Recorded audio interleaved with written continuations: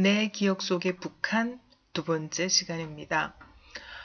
1990년대 중반에 들어서면 탈북자들의 행렬이 시작됩니다. 중국의 연변 지역에서는 탈북자들을 심심찮게 볼 수 있었습니다. 특히 10대 초중반 어린아이들이 서시장 근처에서 배회하는 것을 저도 여러 번 목격했는데요.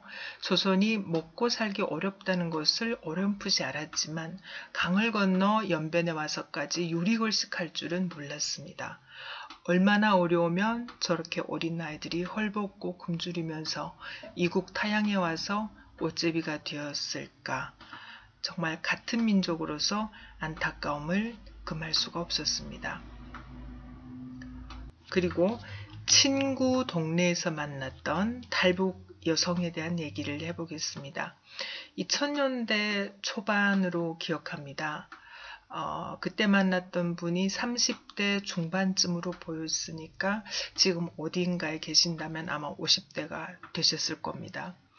친구가 이웃에 탈북 여성이 살고 있다고 해서 제가 호기심에 한번 만나볼 수 있을까 했더니 만날 수 있다고 해서 만나서 이야기를 나눈 적이 있는데요.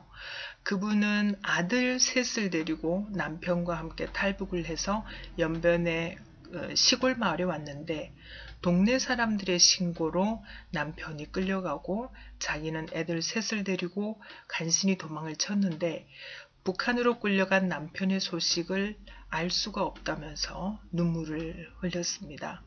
그리고 아이들을 어디에 맡기고라도 자기가 일을 해야 살 텐데 맡길 데가 없다면서 도움을 청했는데 제가 해드릴 수 있는 것은 없었습니다. 그래서 교회에 찾아가 보세요 라는 말만 남겼습니다. 그 후로 그 가족은 동네를 떠났다고 하는데 무사히 제3국에 정착해 있기를 기도할 뿐입니다. 그리고 무역회사에서 일할 때 만났던 무역 일꾼들에 대한 얘기를 해보겠습니다.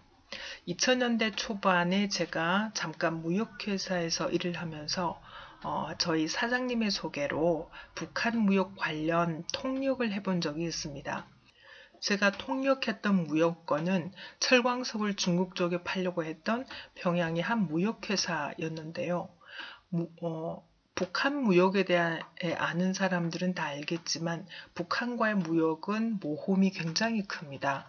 앞서 몇 번을 믿음직스럽게 하다가도 마지막 한 번을 크게 뒤통수 치는 그런 경우도 있고 계약금을 받고 잠적해버리는 경우도 있습니다.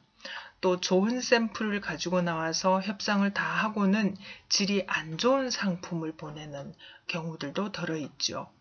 물론 세계 어느 나라에든 무역거래에서 신용이 불량한 그런 경우는 많겠지만 북한과의 무역은 정말 큰 위험 부담이 따른다는 것을 그때 알았습니다.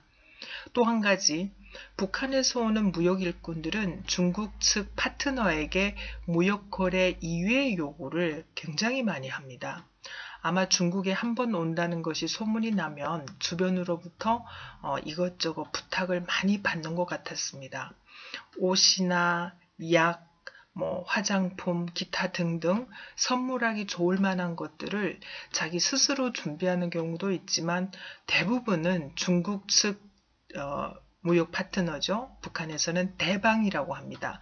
그 중국 측 대방한테 요구를 해서 또 중국 측 대방이 준비해 주는 경우가 많았습니다. 그리고 혹여 그런 것들이 잘 충족되지 않으면 무역 거래를 무산시키기도 합니다. 중국 측이 그런 대접에 대해서 감사한 마음을 가지지 않고 그것이 당연하다는 태도를 보이는 것을 제가 보면서 북한 사람들에게 염치라는 것이 다 없어졌는가 그런 회의감이 들기도 했습니다. 마지막으로 지난 여운을 남긴 두 어린이에 대한 얘기를 해보겠습니다.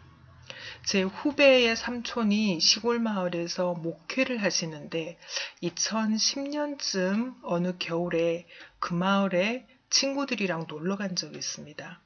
두만강을 마주한 그 마을에는 가끔 북한 아이들이 먹을 걸 얻으러 강을 건너오는 경우가 있는데, 강을 건넌 후에는 가장 눈에 띄는 십자가를 찾아서 많이 온다고 합니다. 그래서 교회 분들은 그런 아이들을 위해서 중국식 찐빵이죠. 만터를 가득 빚어서 냉동고에 넣었다가 애들이 오면 바로 쪄서 준다고 하더라고요.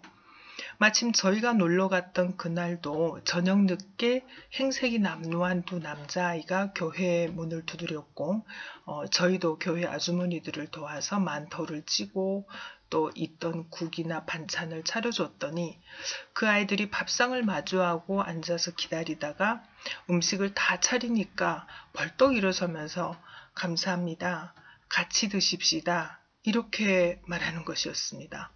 순간 저는 가슴이 먹먹해졌습니다. 앞에서 말씀드렸던 어찌 보면 이 아이들보다는 더 여유 있을 것 같은 평양에서 온 무역 일꾼들에게서 보지 못했던 그런 인사성이라고 할까요? 염치라고 할까요?